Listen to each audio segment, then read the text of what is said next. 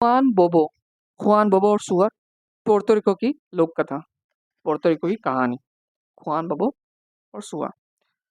बहुत पहले की बात है। बहुत पहले की बात है। पोर्तो रिको देश के एक ऊंचे पहाड़ों में एक गांव था। पोर्तो रिको देश में एक ऊंचा पहाड़ था, उसमें एक गांव था। उस छोटे से गांव में एक गरीब बूढ़ी विधवा औरत रहती थी। उस विधवा औरत का खुआन नाम का एक बेटा था। लेकिन वो इतना बेवकूफ़ था और इतनी बेवकूफ़ वाली बातें करता था कि हर कोई उसे खुआन बोबो यानी कि खुआन बेवकूफ़ कहता था। स्पेनिश भाषा में बोबो का मतलब बेवकूफ़ होता है। उसे कोई खुआन बोबो यानी कि खान यानी जॉन बेवकूफ़ कहता था, यानी खुआन बेवकूफ़। जब वो छोटा था तो उसकी माँ हमेशा अक्सर कहती थी, खुआन काश तुम कुछ गहराई से सोचते, काश तुम कुछ गहराई से सोचते। लेकिन उसकी माँ को जल्द ही पता लग गया कि खुआन जितना अधिक सोचेगा वो उतना ही ज़्यादा परेशानियाँ पड़ जाता है। खुआन ने सोचना शुरू किया, उसकी माँ परेशान होती थी।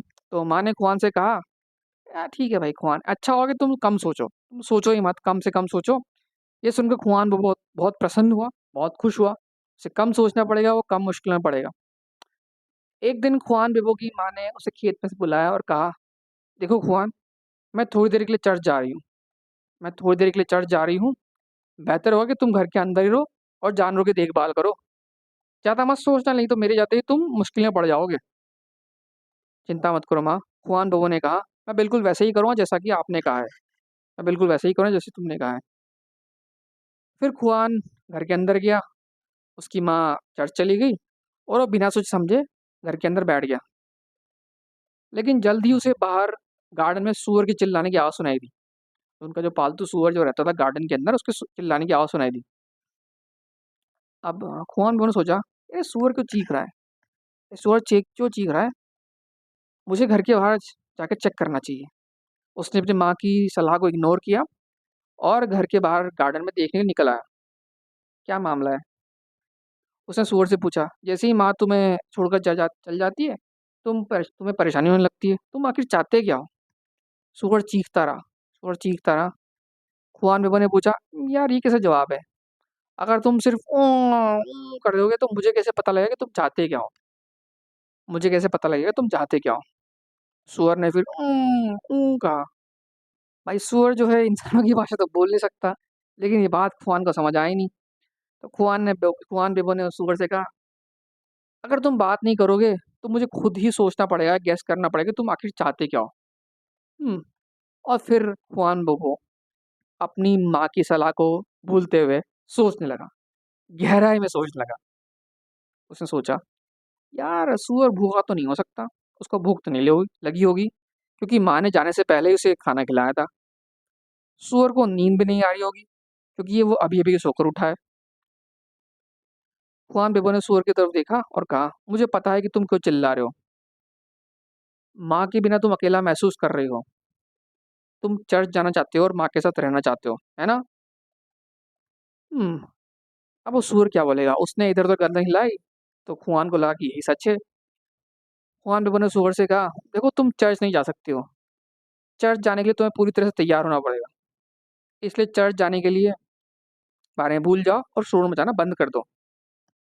लेकिन फिर थोड़ी देर बाद खुआन बोबो को सूअर के लिए बहुत ही खेद महसूस हुआ, या कि बहुत उसको दया आई।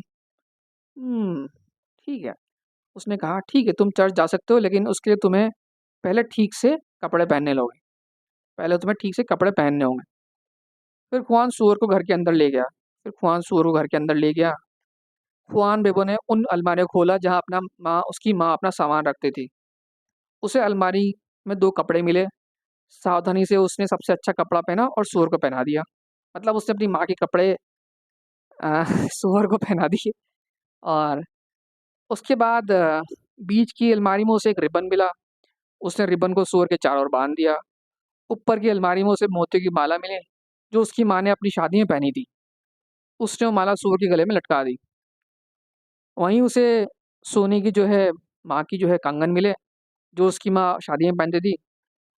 उसने वो बालियाँ सूअर की गले में लटका दी, मतलब कंगन नहीं, सोने की जो कान में पहनने वाली बालियाँ थी उसको मिली, जो उसकी माँ अक्सर शादी ब्याह में पहना करती थी, दावतों में या पार्टीज में। उसने वो बालियाँ सूअर की कानों में लटका दी। एंड में उसे अपनी माँ की चप्पलें मिली, जो उसने उसे सुअर के पैरों में पहना दी। सुअर के पैरों में पहना दी।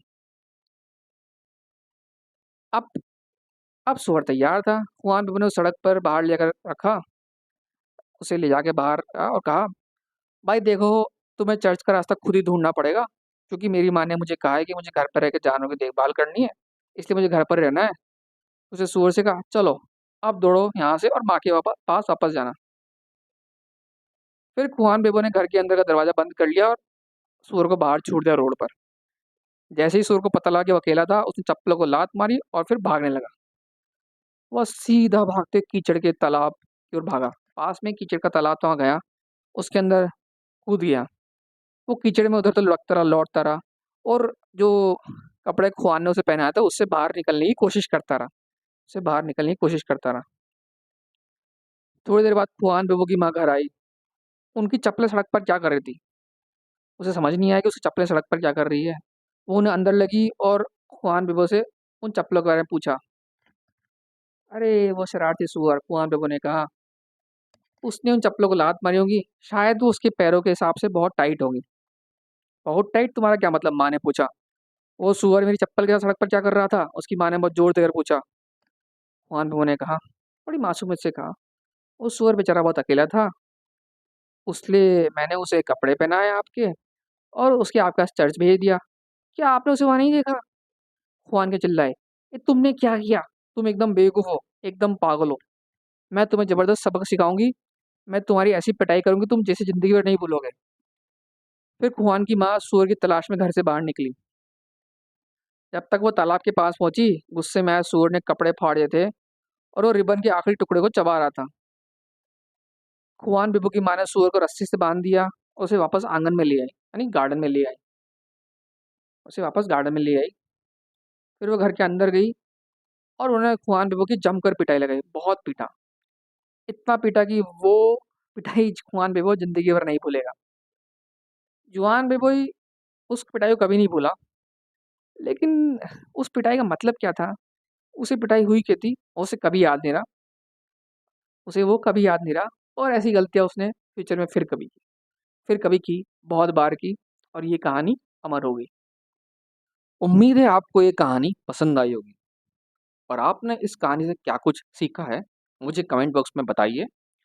मैं आपके लिए आगे भी ऐसी कहानियां लेके आता रहूँगा। अगर आपको लगता है कि इस कहानी से या इसमें दिए गए ऑब्जेक्टिव से आपके किसी दोस्त को फ़ायदा हो सकता है या किसी और को कुछ बेनिफिट मिल सकता है, तो दिए गए लिंक को बाकी लोगों में शेयर कीजिए, और बाकी लोगों को भी इससे बेनिफिट दिलाइए। अगली कहानी तक के लिए have a good day, good bye.